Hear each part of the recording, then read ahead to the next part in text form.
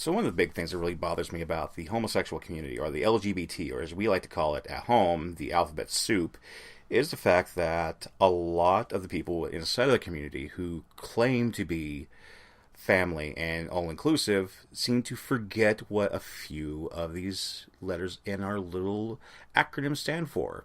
They forget about bisexuality and, by default, pansexuality, and they also tend to regulate transsexuality, which seems almost counterproductive.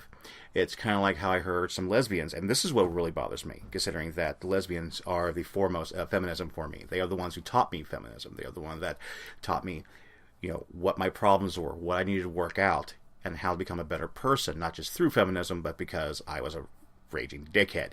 Now, with that being said, I've heard people say that a trans female cannot be a true lesbian because they have a cock, which I think is complete cocking bullshit.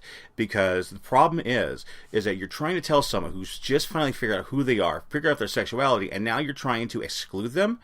We're family. You're trying to exclude members of your family. That's what half of us had to go through. That's why we're together. And that's why we're going to Pride. That's why our bisexuals are going to Pride. That's why our pansexuals are going to Pride. That's why our transsexuals are going to Pride. That's why people who are questioning themselves are going to Pride.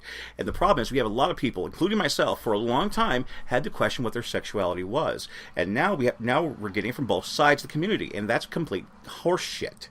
Because if someone's questioning, they need support.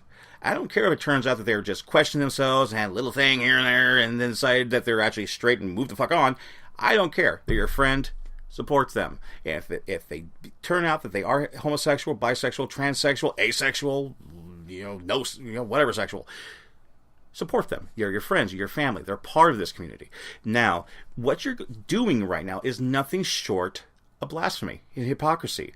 I mean, the idea of a TERF blows my mind, because how could you exclude someone who's going through so much shit and throw it at them at a safe space?